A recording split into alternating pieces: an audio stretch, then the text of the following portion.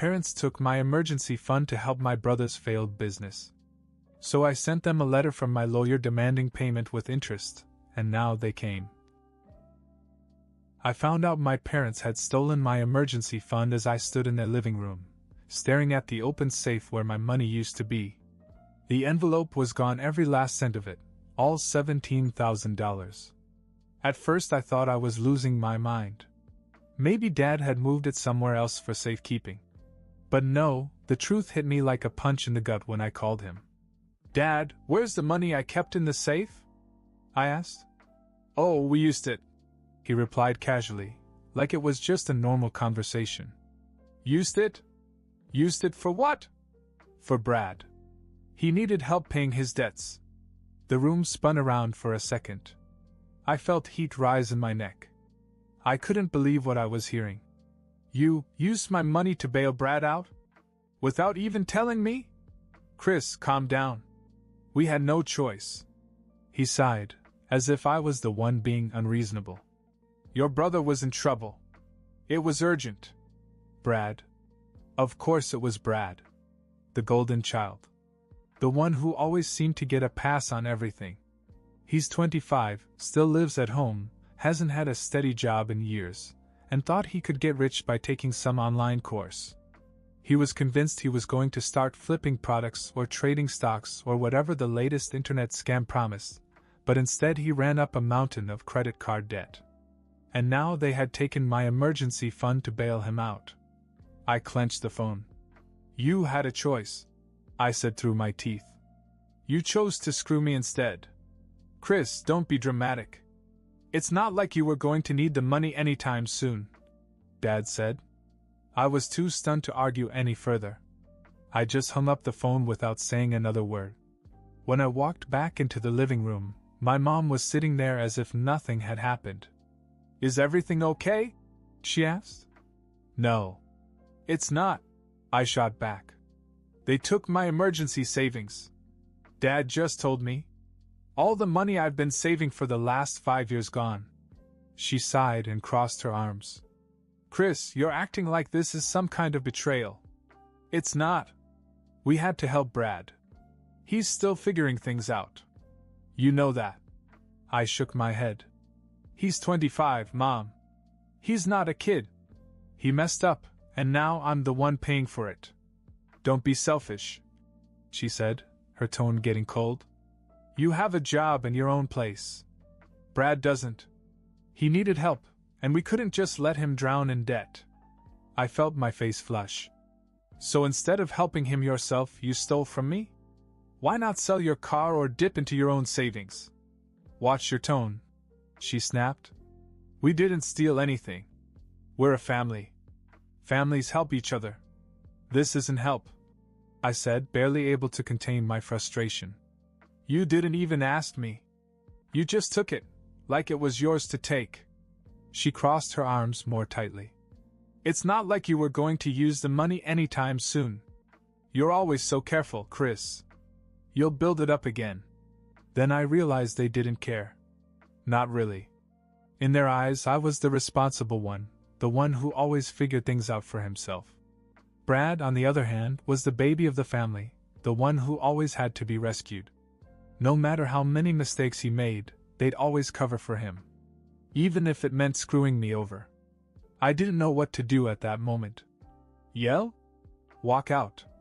Part of me hoped there was still a chance they'd come to their senses, but deep down I knew better. They thought I'd get over it. But I wasn't going to let it go. Not this time. I barely remember driving back to my apartment that night. My mind was on fire the whole way. I kept replaying the conversation with Dad and Mom in my head, thinking of all the things I should have said. But what really burned me wasn't just the fact that they took my money, it was how casually they dismissed my anger. "You're being selfish. You'll get it back. It's not like you're going to use it anytime soon." They acted as if my hard-earned savings were just a backup fund for Brad's screw-ups. As if his problems automatically trumped mine because he's the baby of the family. I barely slept that night. The next morning I woke up with one thought in my head: they're not going to pay me back unless I make them. I called my friend Adam, who's a lawyer. We'd known each other since college, and while I didn't want to drag him into my family drama, I needed advice. "Well," Adam said after I explained everything, "they just took your money without your permission? That's stealing, man. Straight up." "Yeah, but they're my parents. I don't know if I can go that far."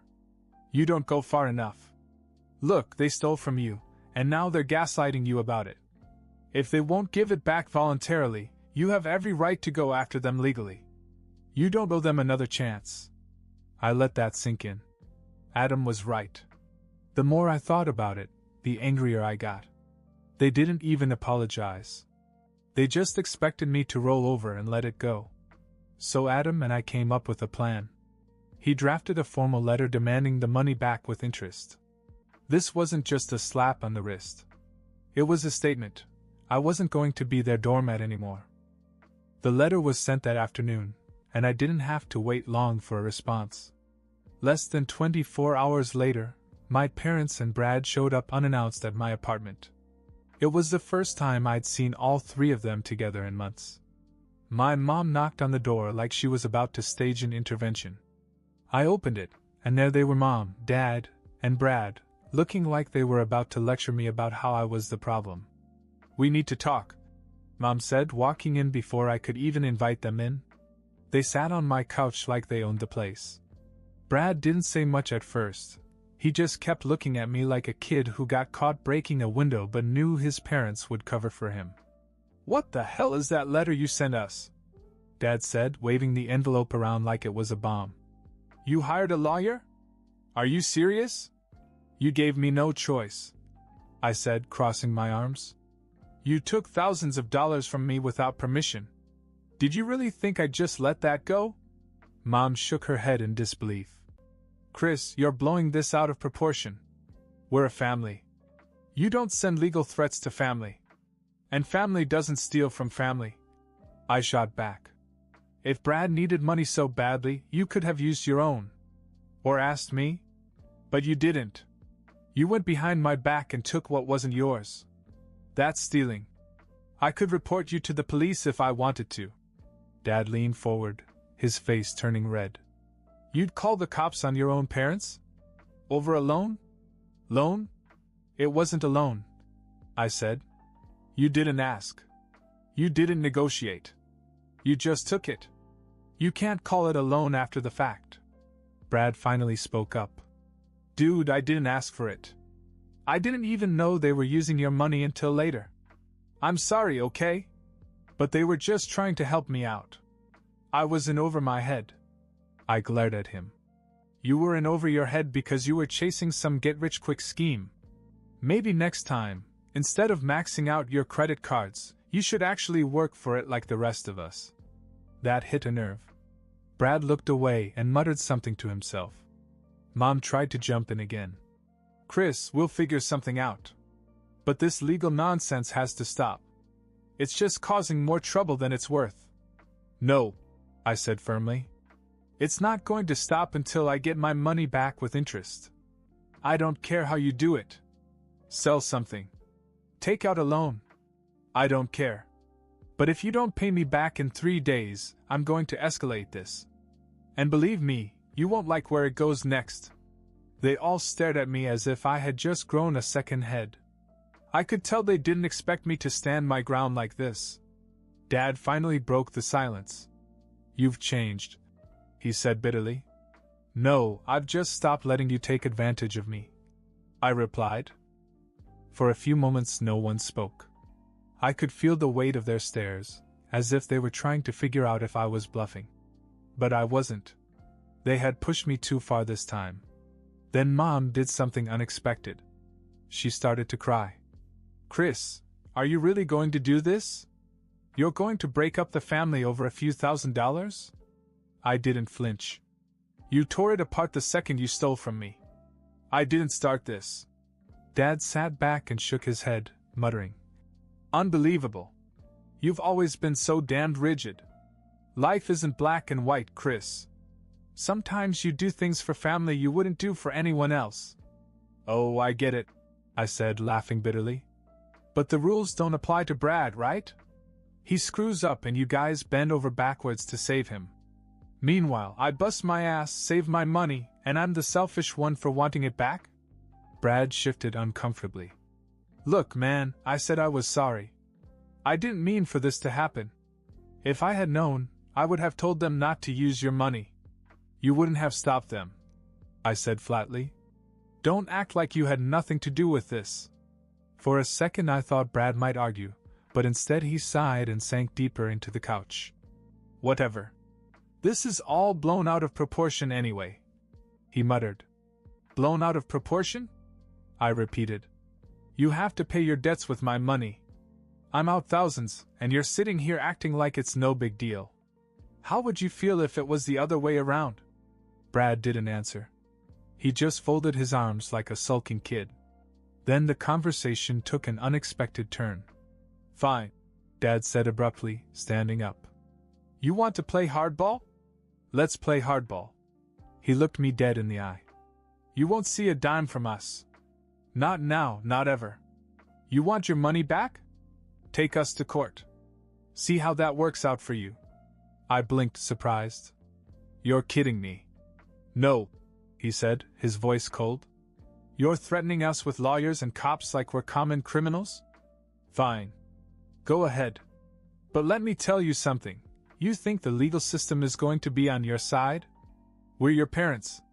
We can easily argue that it was a family matter, maybe even a misunderstanding. Hell, a judge might even sympathize with us. You're going to spend months and thousands of dollars fighting us. And for what? To prove a point? Don't do that, Mom added quietly. You'll regret it if you push this too far. I stood there, processing what they had said. For the first time, I felt a twinge of doubt. Could they really get away with it? Could they make me look like the bad guy in court? But then something inside me snapped. I wasn't going to let them intimidate me. Okay, I said calmly. If that's how you want to play it, I'll escalate. But you'll hate the consequences. I've got proof that you took the money, bank records, texts, phone calls. And if I have to, I'll go public with it. I wonder how your friends and church group would feel about you stealing from your own son. That hit a nerve. I saw panic flash across Mom's face. Dad clenched his jaw but said nothing. Even Brad looked uncomfortable. You wouldn't, Dad said after a long pause. Try me, I replied. There was a tense silence. Then, out of nowhere, Brad spoke. All right. Let's not go nuclear here. Maybe there's another solution. Like what? I snapped. Brad hesitated, then finally mumbled. I have something lined up. A job. It's not much, but I can start paying you back in installments. I can't do it all at once, but maybe if we can work out a payment plan. Dad shot him a look, but Brad ignored it. Look, I owe you. Brad continued. You're right. I screwed up. I'll take responsibility, okay? Just don't drag this out into something worse. I stared at him, trying to read if he was serious or just trying to calm things down. He looked different this time, maybe for the first time ever. He actually seemed embarrassed about the mess he'd made. I turned back to Dad and Mom. What about you two? Are you going to cooperate, or should I call Adam and tell him to go ahead? Dad didn't answer at first. Finally he mumbled, We'll discuss it. But don't expect any miracles. 3 days, I said firmly. You have 3 days. Things are heating up and Brad might actually step up for once. Shall I skip to part 4? After this confrontation, I expected nothing but more stonewalling and excuses from my parents. But a strange thing happened the next day. I got a call from Brad, and he actually sounded desperate. Chris, I need you to come over to Mom and Dad's, he said. We're talking about the money. They're willing to work something out. I didn't trust him. Why now? What changed? I talked to them, okay? He said, his voice tense. Just come over. This is serious. When I got to the house, I could tell something was different. Brad looked more nervous than I'd ever seen him. Mom and Dad sat stiffly at the dining room table, their faces tense but not as defiant as before. We came to an agreement, Dad said. Yeah, Brad chimed in. I convinced them to pay you back in full. I raised an eyebrow. And how did you do that? Brad shifted awkwardly. I promised them I'd take full responsibility. I told them I'd pay them back every cent, $17,000. They'll give you your money now, but I'll owe them instead. I'm starting 2 jobs next week to pay it off. You? I asked, unable to hide my surprise. Yeah. I got a full-time warehouse job and a weekend bartending job, he said, rubbing the back of his neck. They said if I don't pay them back fast enough, they'll kick me out. I can't mess around anymore. I stared at him, trying to process what I was hearing. For once, Brad wasn't looking for a shortcut. He was stepping up. You really want to do this? I asked, still skeptical. Look, I know I messed up, he said quietly. This is my chance to make it right. I'm going to pay Mom and Dad back, and I'm not going to ask them for anything more. Mom sighed and chimed in. We agreed to this because Brad insisted. He doesn't want things to escalate any further. And honestly, we don't either. She gave me a look that was halfway between guilt and resignation. You'll get your money today. Dad folded his arms and muttered. This isn't how I wanted it to go, but here we are. We'll transfer the money to your account this afternoon. For the first time in days, I felt a weight lift off my shoulders. Good, I said. But let me be clear, this doesn't erase what you've done. You broke my trust. It's going to take a long time to fix that. Dad didn't respond, but Mom nodded quietly. Brad stood and held out his hand. You have my word, Chris. I'm going to take care of this. No more handouts, no more shortcuts. I'll do what I have to do. I hesitated a moment, then shook his hand. It was surreal. For the first time in years, I saw a different side of Brad, one that wasn't looking for an easy way out. Maybe this whole mess had finally forced him to grow up. That evening, the money was back in my account. I checked it twice just to be sure. The relief was overwhelming. I finally had my emergency fund back, but the experience had changed me. I knew I'd never trust anyone with my savings like that again, not even family. Meanwhile, Brad literally went to work. He was up at 4 a.m. every day for his warehouse job and spent his weekends bartending. Mom later told me he was exhausted but determined. Dad didn't cut him any slack either. They told him if he missed even one payment, he'd be out on the street. To my surprise, he kept the deal. For the first time, Brad was pulling his weight instead of expecting everyone else to bail him out. Maybe hitting rock bottom had finally been the wake-up call he needed. Update 1. Hey everybody.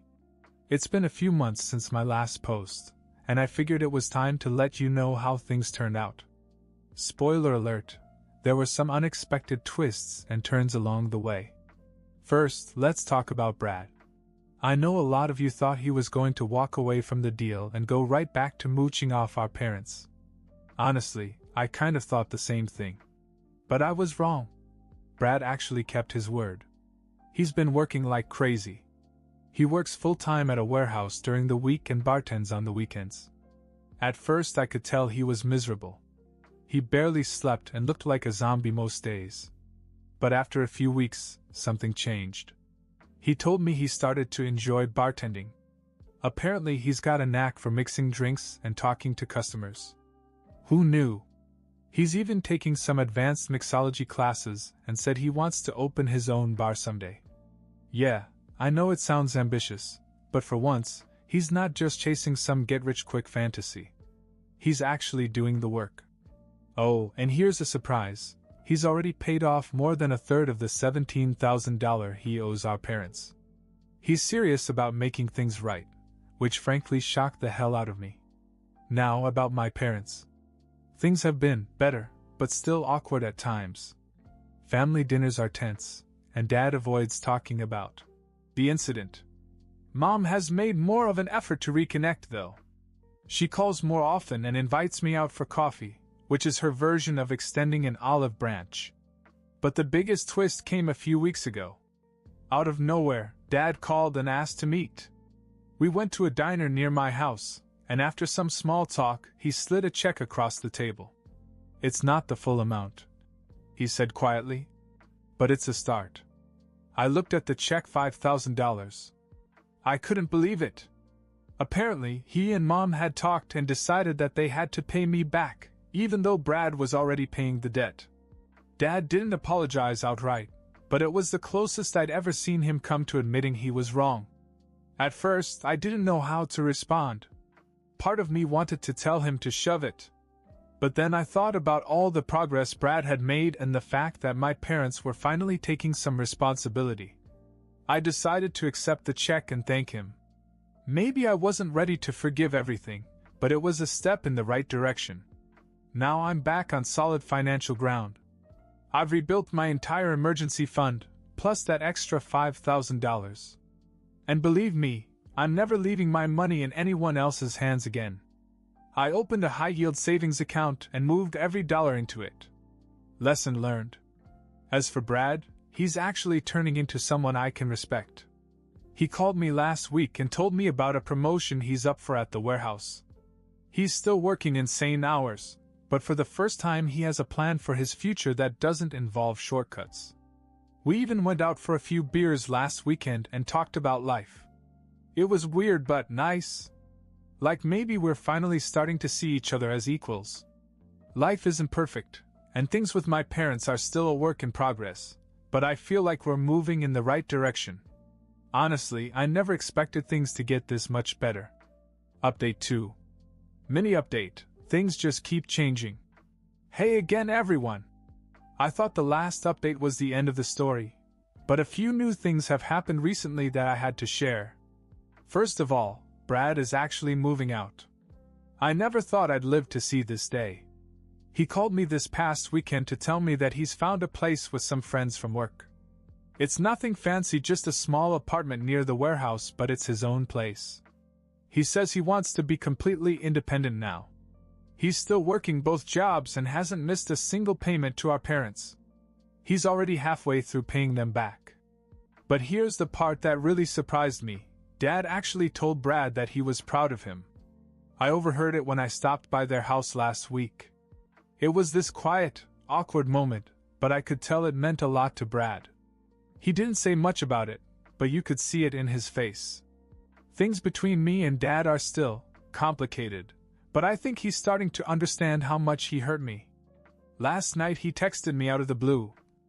"Hey, I know I haven't said this before, but I'm sorry for what we did. We should have handled things differently."